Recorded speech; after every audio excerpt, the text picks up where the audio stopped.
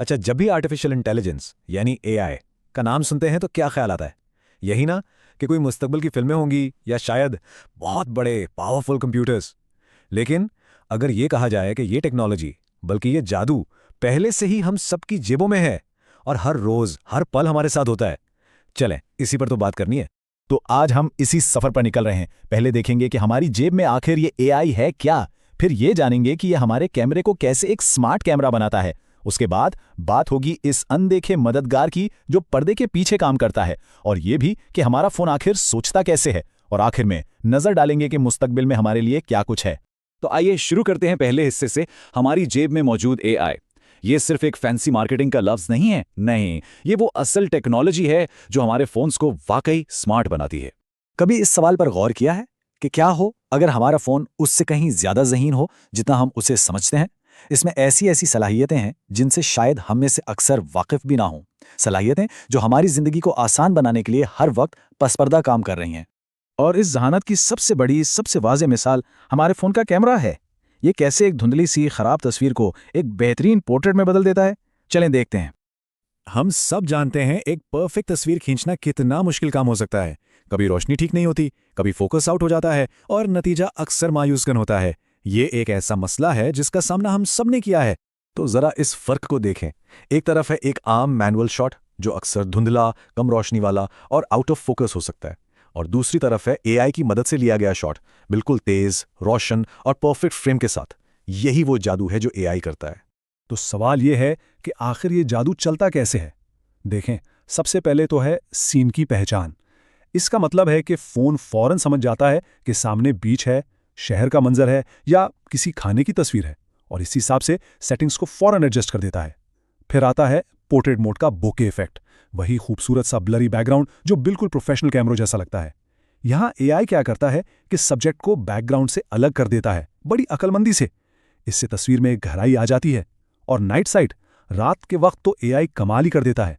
ये सिर्फ तस्वीर को ब्राइट नहीं करता, नहीं, बल्कि एक ही वक्त में कई अलग अलग एक्सपोजर वाली तस्वीरें लेकर उन सबको मिला देता है, और नतीजा एक बिल्कुल शार्प, डिटेल तस्वीर जिसमें नॉइज ना होने के बराबर हो। और ये सब पलक झपकते ही हो जाता है ना कमाल? अच्छा, अब कैमरे से हटकर उन चीजों पर नजर डालते हैं जो नजर नहीं आती। वो अनदेखा, गैर मरी मददगार हाथ जो पर्दे के पीछे हमारे फोन को बेहतर से बेहतरीन बनाने के लिए मुसलसल काम कर रहा है। ये चार्ट बड़ी खूबसूरती से दिखाता है कि एआई हमारे फोन के वसाइल को कैसे संभालता है। देखें, तकरीबन 45% कोशिश बैटरी की जिंदगी को बेहतर बनाने में लगती है, 35% ऐप्स को तेज करने में और 20% हमारी जरूरतों का अंदाजा लगाने में। ये एक खामोश मैनेजर है जो बस ये यकीनी बनाता है कि सब कुछ बिल्कुल ठीक ठाक चलता रहे। तो ये जरूरतों का अंदाजा लगाना क्या है? इसे कहते हैं प्रिडिक्टिव एआई। ये वो सलाहियत है जिससे हमारा फोन हमारी आदतें सीखता है। जब वो सुबह के वक्त हमें कॉफी शॉप का रास्ता सुझाता है या किसी दोस्त के मैसेज का जवाब खुद ही तजवीज़ कर देता है, तो समझ जाएं ये प्रिडिक्टिव एआई ही काम कर रहा होता है। अब सबसे दिलचस्प सवाल कि हमारा फोन ये सब करता कैसे है। आइए जरा इस सिलिकॉन दिमाग के अंदर झांक कर देखते हैं और समझने की कोशिश करते हैं कि ये सोचता कैसे है। इस सारी कहानी का जो मरकजी नुक्ता है ना, वो है ऑन डिवाइस मशीन लर्निंग। इसका सीधा सा मतलब यह है कि हमारा फोन सीखने और फैसले करने का सारा अमल खुद अपनी डिवाइस पर ही करता है, हमारा डाटा क्लाउड पर भेजे बगैर। इसके दो ज़बरदस्त फ़ायदे हैं। एक तो ये बहुत तेज़ है, और सबसे अहम, ये ज़्यादा महफूज और प्राइवेट है। इस सीखने के पूरे अमल को हम 3 आसान कदमों में समझ सकते हैं। पहला कदम, एआई हमारी आदतों को देखता है। दूसरा कदम, ये इन आदतों में पैटर्न तलाश करता है। और तीसरा कदम, ये उन्हीं पैटर्न्स की बुनियाद पर हमारी मदद के लिए एक्शन लेता है। ये बिल्कुल हमारे दिमाग के उस हिस्से की तरह है जो आदतें सीखता और अपनाता है। अच्छा, अब जबकि हम ये समझ चुके हैं कि एआई आज हमारे लिए क्या कर रहा है, तो क्यों ना आगे बढ़ें और ये देखें कि मुस्तकबिल में स्मार्टफोन एआई हमारे लिए क्या कुछ लाने वाला है। ये टाइमलाइन एआई के सफ़र को बड़ी अच्छी तरह दिखाती है।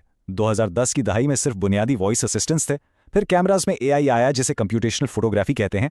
आज ये हमें फाल तौर पे मदद करता है। और मुस्तकबिल है हकीकी पर्सनलाइजेशन का, जहां हमारा फ़ोन शायद हमें हमसे भी बेहतर समझने लगेगा। और ये जो बात है ना, ये मुस्तकबिल के इस विजन को बेहतरीन तरीके से बयान करती है कि मकसद एक ऐसा फ़ोन बनाना नहीं है जो हमारे लिए सोचे, बल्कि एक ऐसा फ़ोन जो हमारे साथ सोचे, जो हमारे इरादों का ही एक अक्स बन जाए। ये एक टूल से बढ़कर एक साथी बनने का सफ़र है।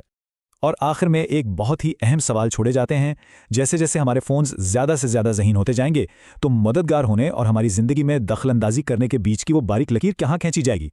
ये वो सवाल है जिस पर हम सबको गौर करने की ज़रूरत है, ख़ास तौर पर जब ये टेक्नोलॉजी इतनी तेज़ी से आगे बढ़ रही है।